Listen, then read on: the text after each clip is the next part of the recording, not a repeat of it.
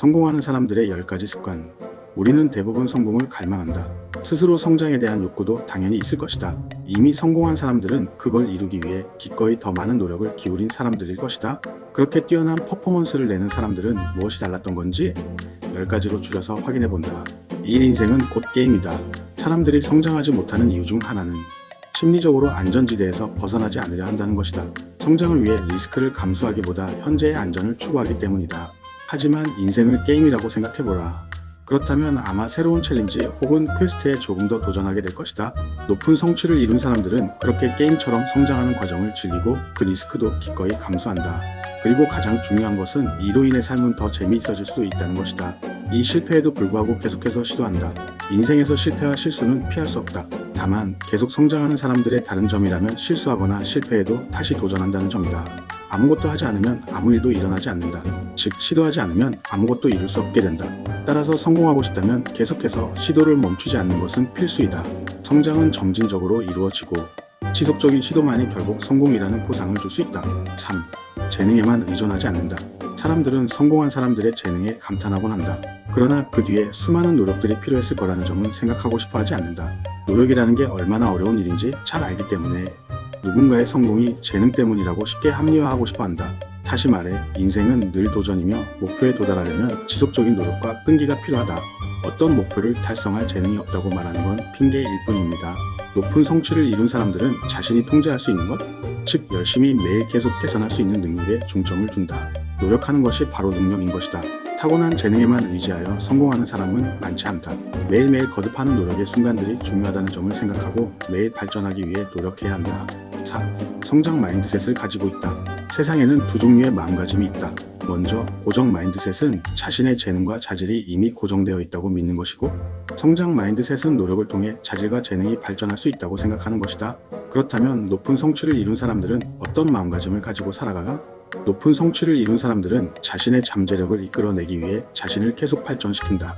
그렇게 그들은 시련이 와도 계속해서 시도하고 도전한다. 드웩은 이것이 사람들이 인생에서 자신을 발전시키는 사고방식이라고 말한다. 당신은 더 나아질 수 있는데도 당신이 얼마나 위대한지를 계속해서 증명하느라 시간을 낭비하고 있나? 왜 단점을 극복하는 대신 숨기고 있나? 당신의 발전에 도움을 주는 친구나 파트너 대신에 당신의 자존감을 높여줄 친구나 파트너를 찾는 이유는 무엇인가? 그리고 왜 당신을 긴장시킬 경험 대신에 쉬운 것을 찾고 있나? 자신을 스트레칭하고 그것을 고수하려는 열정은 특히 잘 되지 않을 때에도 성장 마인드셋의 특징이다. 이것이 사람들이 인생에서 고비를 맞이할 때 그 문제를 넘어설 수 있는 사고방식이다. 집중할 수 있다. 집중이란 산만함을 제거하는 것 그 이상을 말한다. 높은 성취를 이룬 사람들은 다른 것들에 방해받지 않는다. 중요한 프로젝트가 있는 경우 휴대전화를 치우는 것처럼 집중할 수 있는 사람에게는 특별한 점이 있는 게 아니야. 해야 할 일을 미루지 않을 뿐이다. 6. 좋은 자원을 확보하기 위해 노력한다. 예를 들어 어떤 일에 평소보다 훨씬 짧은 일정이 주어질 때 퍼포먼스가 뛰어난 사람은 가만히 앉아서 평소처럼 무작정 진행하지는 않는다. 그들은 새로운 프로세스의 도입이든 다른 사람에게 위임을 하던 좀 더 나은 퍼포먼스를 위해 더 나은 방법을 찾는 것부터 시작한다. 좋은 전략이나 재치와 같이 일을 잘하는 것은 결국 많은 리소스에서 나온다. 그들은 주변에 도움을 요청하고 다양한 접근 방식을 시도하며 해야 할 일을 하기 위해 활용할 수 있는 자원을 늘 확보해 두려고 노력한다. 7. 기꺼이 자신의 문제를 극복하기 위해 노력한다. 퍼포먼스가 뛰어난 사람들을 구분하는 한 가지가 있다면 그건 장애물을 기꺼이 받아들이고 문제를 도전으로 받아들인다는 점이다. 높은 성취를 이룬 사람들은 문제가 발생하면 그것은 발전의 기회라고 생각한다. 우리는 모두 언젠가는 도전에 직면하게 될 것이라는 것을 알고 있다. 기꺼이 도전하려는 의지로 이러한 문제들을 받아들인다면 지속적으로 개선되고 더 나아지는 자신을 발견하게 될 것이다. 8. 긍정적인 마음가짐을 유지한다. 연구에 따르면 동기부여의 대부분은 기분과 태도에 관한 것이었다. 어떤 목표든 긍정적인 마음가짐일 때에 훨씬 효과적이고 좋은 결과물을 만들어낼 수 있다. 행복의 2.2라는 책에 따르면 의사는 진단을 내리기 전에 긍정적인 기분을 가지고 중립 상태에 있는 의사보다 지능과 창의성이 거의 3배 더 뛰어나고 정확한 진단을 19% 더 빠르게 한다.